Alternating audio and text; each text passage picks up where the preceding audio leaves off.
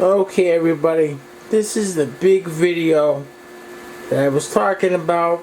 Those of you in the Woodbury City group on Facebook, you know what I mean. This is what I was talking about when I said I was going to do a video on the cable TV and why does your cable internet drop? Why does your cable TV perform poorly? Why does this happen? Why does that happen? Well, there's a lot. The issue is actually quite complicated. There's a lot of different problems. Problems can be outside your house or they can be located inside your home.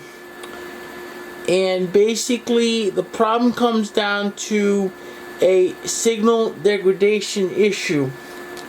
And in order for me to explain this issue properly, I need to give everybody a primer on how your cable TV works. And for that, I'm in the mechanical room of the house over where the cable TV comes in. The first thing that has to happen is the cable TV has to come into your house. And normally it comes in, for most people, it comes in through an external box on the side of your house. It's not inside your house. I have an unusual situation, however, in this house. It's set up much more like a commercial building. Therefore, the cable actually enters the house and goes into some equipment and then gets distributed through the house. And we're going to go over everything right here, right now.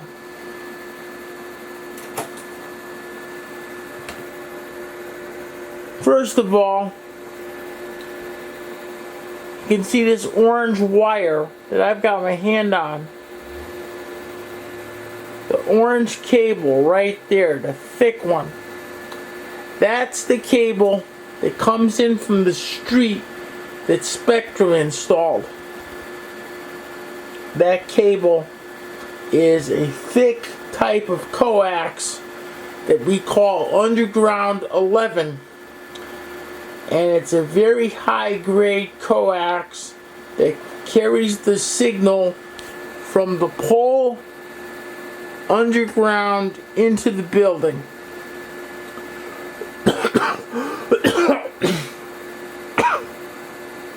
The signal then comes up into this box right here. I'm going to try and see if I can focus on that. There we go. And I apologize, you can't see the whole thing. It's covered up by a whole bunch of other gear. But what that box is it is a what we call an active splitter. And the reason we call it an active splitter is because it actually requires power, and it actually splits and then re-amplifies the signal so it can go out to the TVs as a strong, proper signal. The kind of little splitters that you buy when you go to Radio Shack, those are called passive splitters. And the big problem with passive splitter is that every time the signal runs through a passive splitter, it gets weakened. The more it gets split, the more it gets weakened. So multiple passive splitters have a cumulative effect that's not good, especially on a modern digital cable system. After the signal comes in and goes in through the amplifier / splitter, it goes to a couple places. most of the signal goes through the house to the TVs, and those are amplified ports. So the signal's getting re-amplified going to the TVs. And doing it this way, let me tell you what the TVs in here are like. They're crisp, they're clear. There's no issues with pay-per-view. There's no signal dropping. There's no nothing. Everything just works. Cable quality comes into this too. And I'll talk about that in a minute.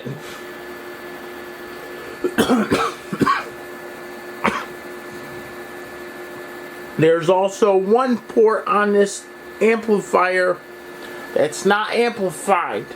And that unamplified port goes way up here to the cable modem. And you can see the cable modem up there. It's sitting on top of my router, which, yes, for those that know, this is a large Cisco 2610 professional grade router. You don't see these in the house. This is the box on top, the little black one that says Aris. That's my cable modem. Cable modems don't like amplified signals. If you pump an amplified signal into a cable modem, chances are what's going to happen is it's going to start dropping on you, because cable modems don't like amplified signals. This is one thing you should check for if your cable modem is dropping a lot. The other issue when it comes to your the performance of your cable TV is the quality of the coax that feeds all the TVs. On a modern cable system,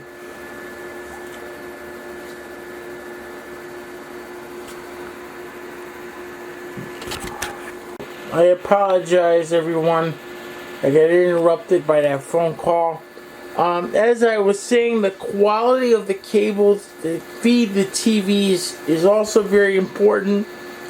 On a modern cable system, you have to have what we call RG6 coaxial cable, sweep tested to 3 gigahertz.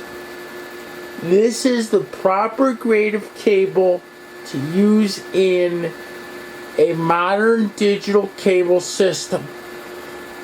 This type of cable will not only handle your pay-per-view very well, it will also handle the general cable TV very well. In a lot of older houses, there can be a lot of issues.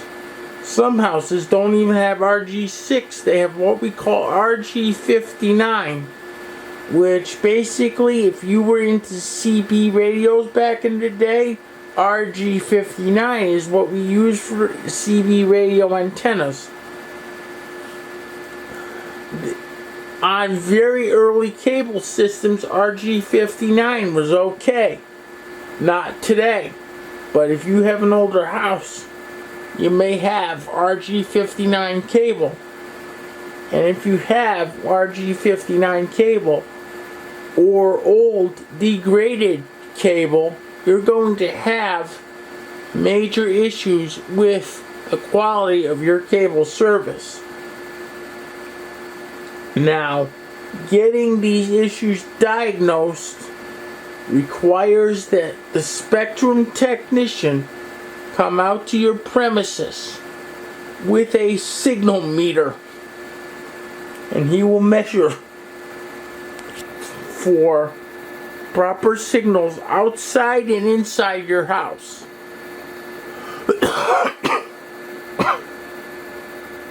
And using the signal meter, he can find problems with excessive splitting, passive splitting, bad cables, bad active splitters. Yes, these do go bad. bad terminations. I don't know if you can see it, but each of these cables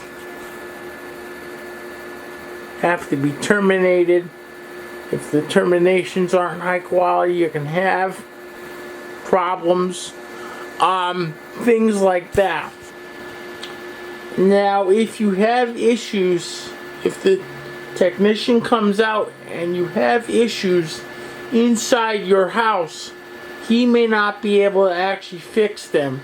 You may have to get a licensed electrician to come in and correct these issues with your cabling. I know some people may have to have their houses totally rewired, and if that happens, you should rewire with RG6 coax, sweep tested to 3 gigahertz. You may also see sweep tested to 4 gigahertz. That's studio grade cable. You can use that cable in your cable system, but it's quite a bit more expensive than the 3 gigahertz cable. And you don't really need the 4 gigahertz. So get the 3. You'll do just fine. I hope this answers a lot of the questions that you guys have had. As always, rate, comment, like, and subscribe. And I'll see everyone next time. See y'all soon. Bye-bye.